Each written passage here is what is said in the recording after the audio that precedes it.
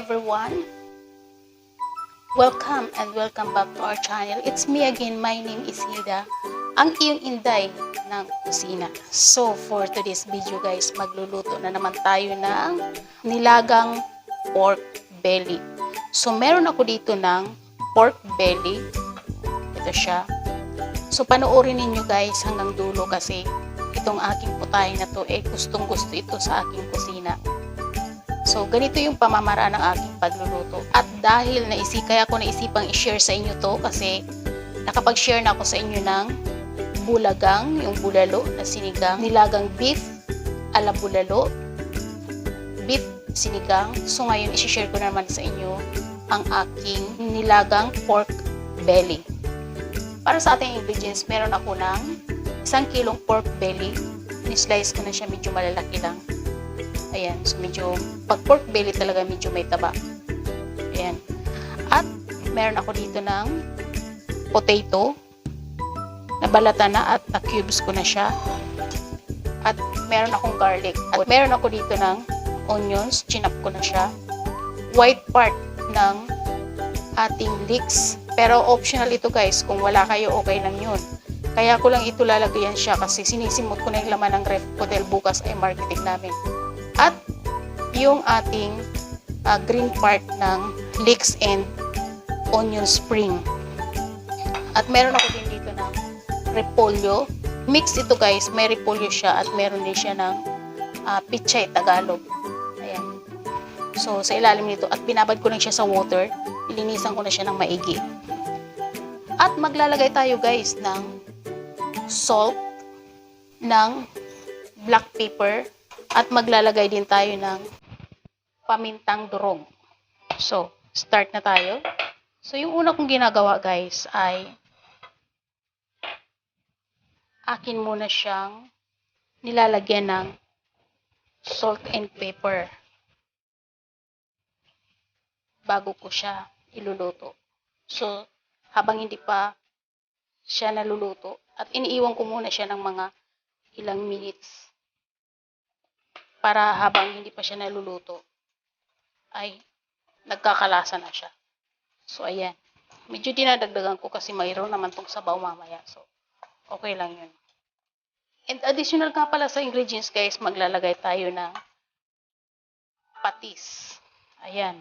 So, iiwan ko lang ito siya ng ilang minutes at siguro mga 20 minutes, 30 minutes at mag-start na tayo. So, nagpainit na ako ng ating pan. At meron ako ditong taba ng baboy. So, i-chop ko lang to. At dito na tayo kukuha ng ating igigisa. So, ganito ako magluto ng aking nilaga.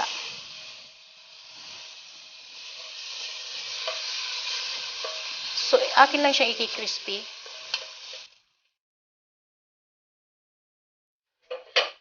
Ito na siya. Karoon na siya ng oil. At igigisa ko na yung ating garlic.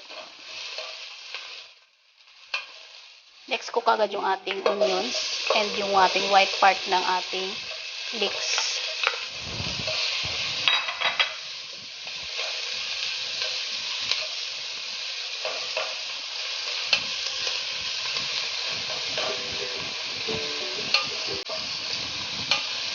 At ilalagay ko na yung ating pork belly.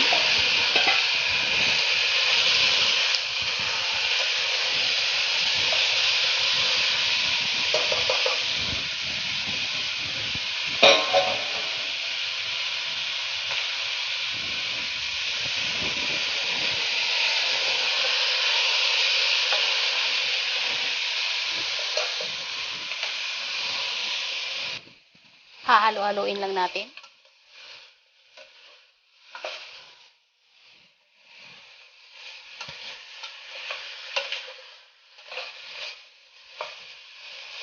So, kailangan nating matanggal muna yung kulay, yung parang blood niya, yung mamula-mula.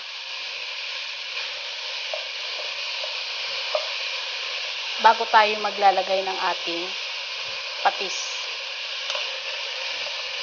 So maglalagay na ako agad ng patis dito habang nagigisa ako kasi para meron na siya ng lasa. So iwan muna natin siya at hintayin natin na maluto yung ating pork. So at ito na nga. Check na natin. Ayan. So this time maglalagay na tayo ng patis.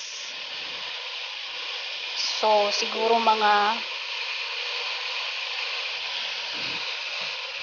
3 tablespoon na patis. Okay lang yan. Maglalagay naman tayo ng water kasi nilaga ito. So dito guys, ang sarap na ng amoy ngayon. Parang ang sarap ng kumain. So yung ating pork hindi pa luto siya. Sinusutoy pa lang natin. So at iiwanan muna natin siya ng ilang minutes ulit para masangkot siya lahat yung lasa. Mas ma-absorb ng meat. So, ilang minutes pa, iwanan muna natin siya. So, after ilang minutes, i-check ulit natin. Ayan, okay na to. So, pwede na. At additional sa ingredients, guys, maglalagay tayo ng isang pork cubes. So, ilalagay ko na siya ngayon habang hindi pa tayo naglalagay ng water. Ayan. At maglalagay na ako dito ng peppercorns, mga 1 teaspoon. Hahaluin ulit natin. At mag-a-add na ako ng water.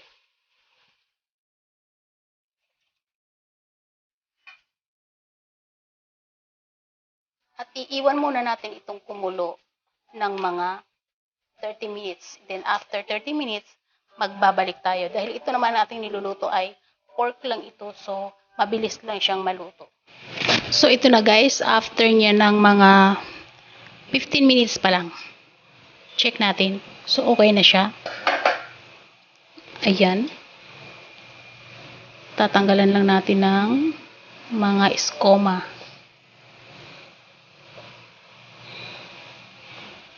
At itutuloy pa natin yung ating pagpapakulo ng mga 30 minutes. At tayo ay magbabalik. So, naka 15 minutes pa lang tayo. Another 15 minutes pa. So, cover ulit natin. So, at ito na yan guys. Maglalagay na tayo ngayon ng patatas. Okay na siya. At tinikman ko na rin. Okay na yung lasa niya. So, maglalagay ako ngayon ng patatas. So, at pakukuluin po ulit natin ito siya ng another mga 5 to 10 minutes.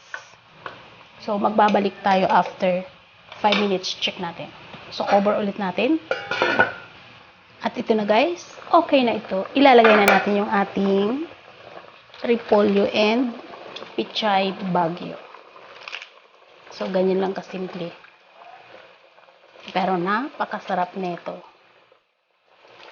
Marami akong maglagay guys ng gulay kasi yung boss ko hindi kumakain ng rice. So kapag ganito yung ulam namin, so 1 dish meal lang yan siya.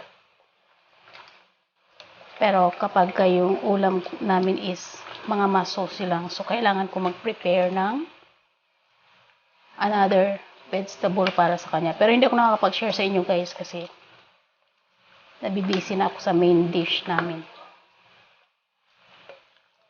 Ayan. So, hindi siya masyadong masabaw.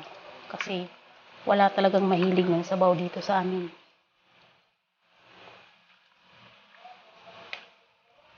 Pero okay lang yan. Kasi, pagka mga ganyan, mas masarap yung lasa. At ilalagay ko na guys yung ating leeks and green onions. Ayan. At pagkulo nito, ay okay na. So, yun guys, bago tayo magtapos, kung ikaw ay bago sa aking channel, mag-subscribe ka na. Pakiring the bell all para every time na nag-upload ako ay mano-notify ka. At guys, don't forget, pakipalo naman ako sa aking Facebook page, Hilda Kitchen Vlog. So, hanggang dito na tayo at sana magkita-kita tayo sa aking mga next video. Bye-bye! So, at ito guys, may prepare na ako na patis at kalamansi. So, magsasandok na tayo. Sabi ko babay na, pero bumalik pa rin ako kasi papakita ko sa inyo kung paano mag-prepare. So, ito na, oh. Ang sarap. Itsura pa lamang. Kaya, mag-subscribe ka na dyan, guys. Pakiring the bell on na lang para updated ka parati sa aking mga bagong videos na ina-upload. At si boss ko naghihintay na sa kanyang table. Ayan.